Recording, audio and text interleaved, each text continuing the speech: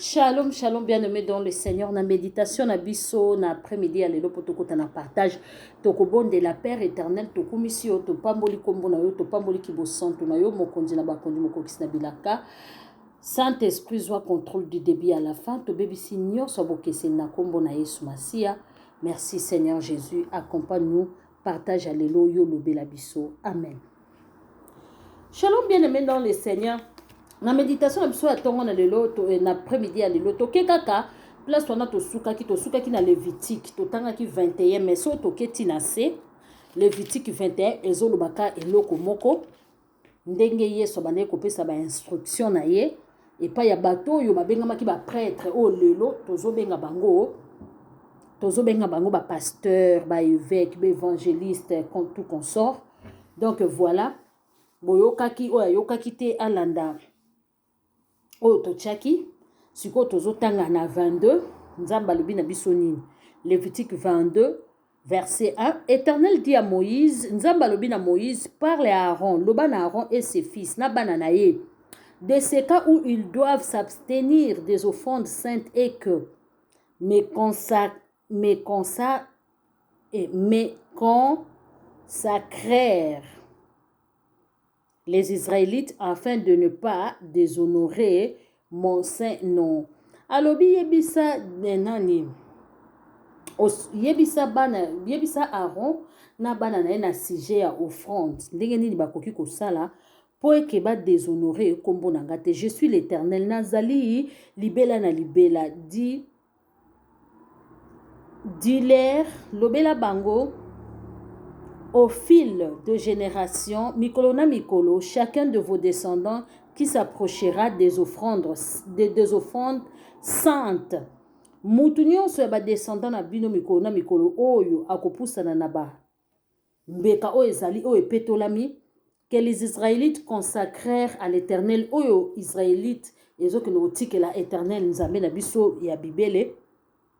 Et qui aura sur lui une impureté sera exclu de ma présence. Oya rozana impureté tant bazo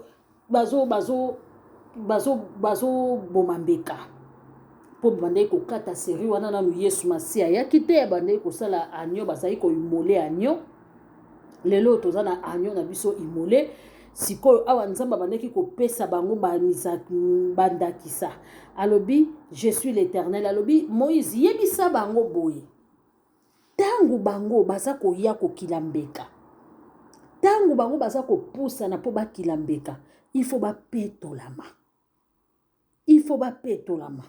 tokiti lisusu na se aucun homme de la tribu d'Aaron motomoko te ya libota ya Aaron qui aura la lèpre ou une blénorragie ne mangera des choses saintes jusqu'à ce qu'il soit pire. Il n'en ira de même pour celui qui touchera une personne rendue impure par le contact d'un cadavre. Pour celui qui aura une éjaculation, pour celui qui touchera un reptile ou un homme atteint d'une impureté quelconque en deviendra impur. Celui qui touchera ces choses sera impur jusqu'au soir.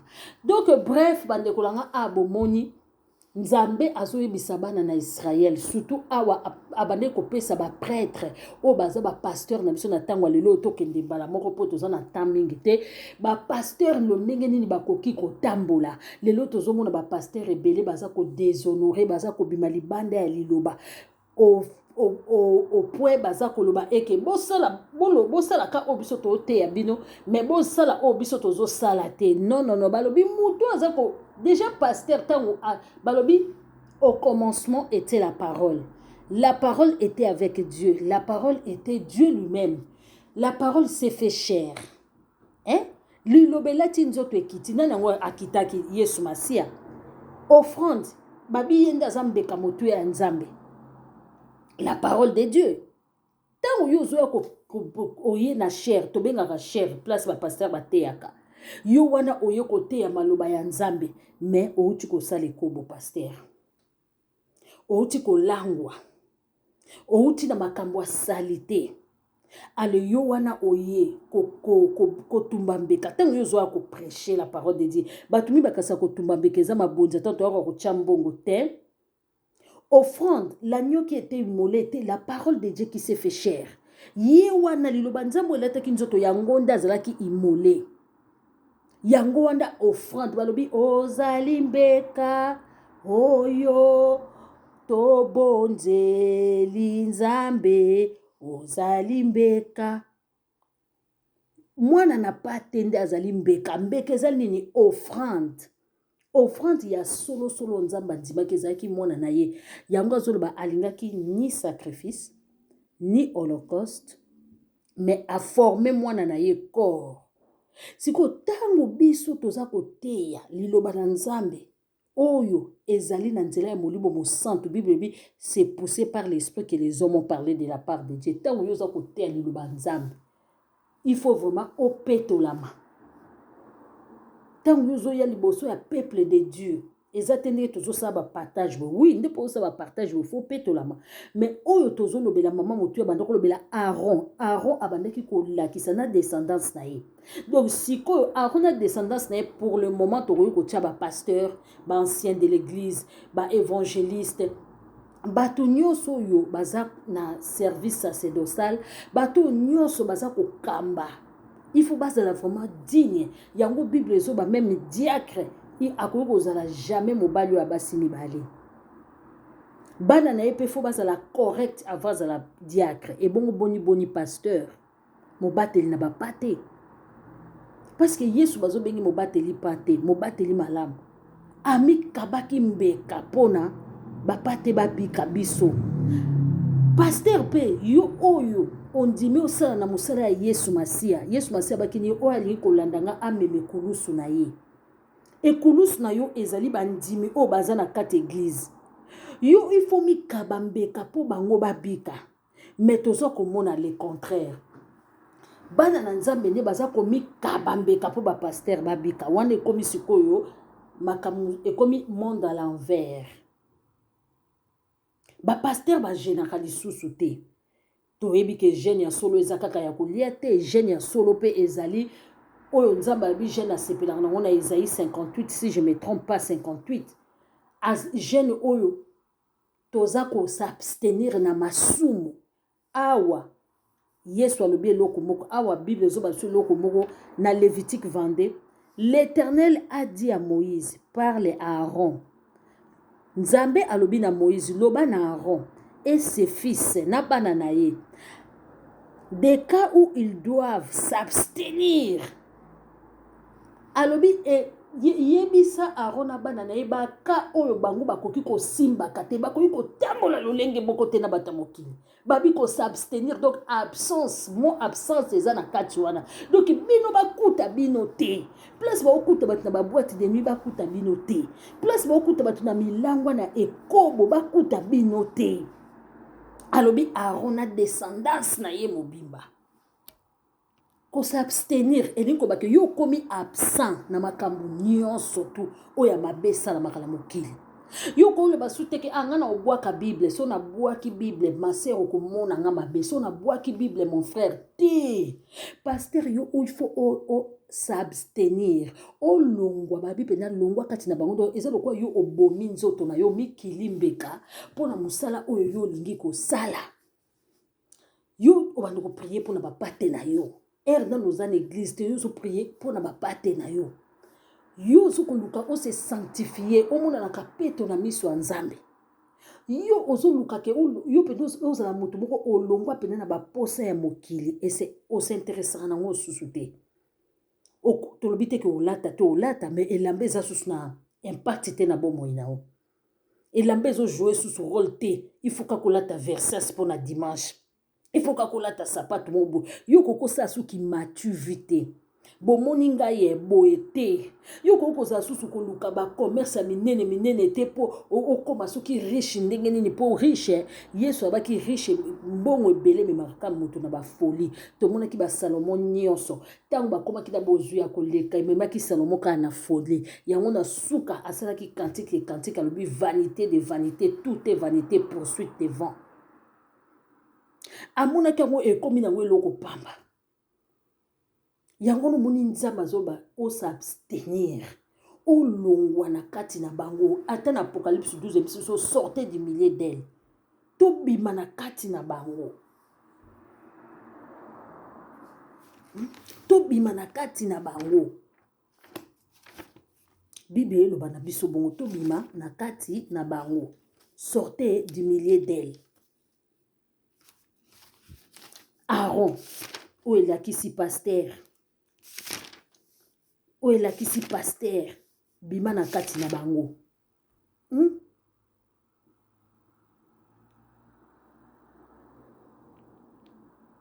Bima na kati na bango.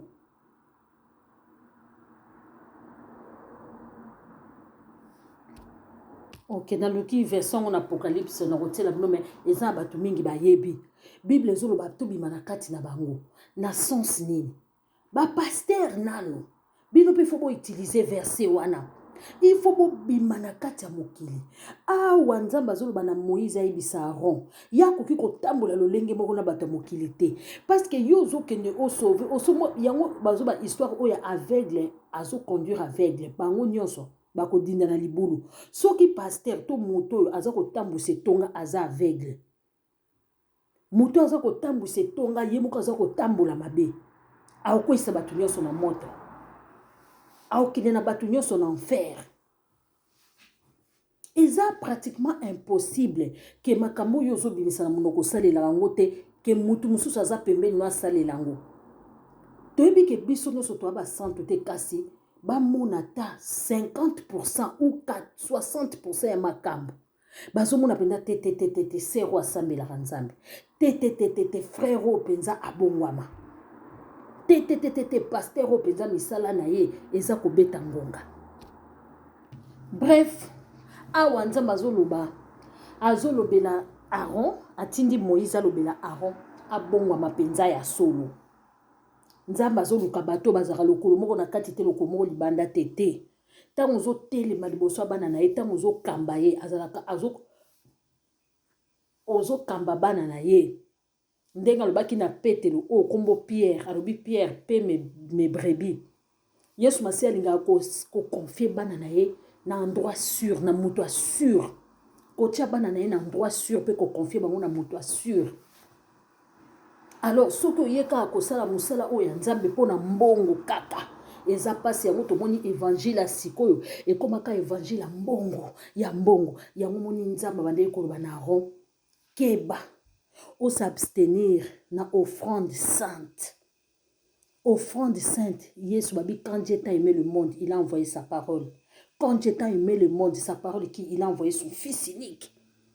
Tango zako abi oko s'abstenir na ba offrande nyonso eza sainte.